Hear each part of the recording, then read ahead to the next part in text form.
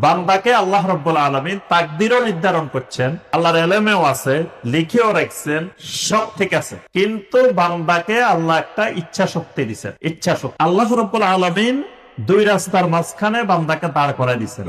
দাঁড় করাই দিয়ে বলছেন যে এটা জান্নাতের রাস্তা, এটা জাহান্নামের রাস্তা। এখন বান্দা চাইলে সে জান্নাতেরটাও যাইতে পারে, জাহান্নামেরটাও যাইতে পারে। এই যাওয়ার এখতিয়ারটা বান্দার আছে। বান্দার যদি এই এখতিয়ার না থাকতো তাহলে তো আল্লাহর বিচার করার দরকার ছিল না। কিন্তু প্রত্যেক বান্দাকে আল্লাহ রাব্বুল আলামিন এই ইচ্ছা শক্তিটা দিচ্ছেন। এজন্য দেখবেন তাসকিয়া, পরিশুদ্ধি, এটা আল্লাহ নিজের সাথেও সম্পৃক্ত করছেন, বান্দার সাথেও সম্পৃক্ত করছে। যেমন আল্লাহ বলছেন কাদ আফলাহা মান তাযাক্কা, কাদ আফলাহা ওই লোকটা সফল, মান তাযাক্কা যে নিজেকে পরিশুদ্ধ করছে। তার অর্থ কি? সে নিজেকে পরিশুদ্ধ করতে পারে, তার এই ক্ষমতা আছে।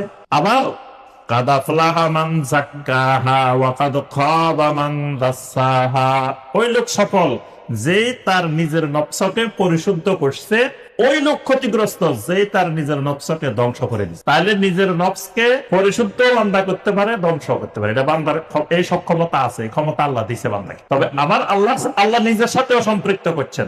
বালিল্লাহু ইউসাকি মান ইয়াশা, আল্লাহ যাকে চান তাকে পরিশুদ্ধ করেন। তাসকিয়াটাকে দুই দিকে আল্লাহর সাথে সম্পৃক্ত করা হয়েছে, বান্দার সাথে সম্পৃক্ত। তাহলে বোঝা যায় বান্দার একটা সম্পৃক্ততা, মানে সক্ষমতা, ইচ্ছা শক্তি আল্লাহ বান্দাকে দিচ্ছেন। এই কারণে বান্দার হিসাব হবে, গুনাহ করলে বান্দার হিসাব হবে।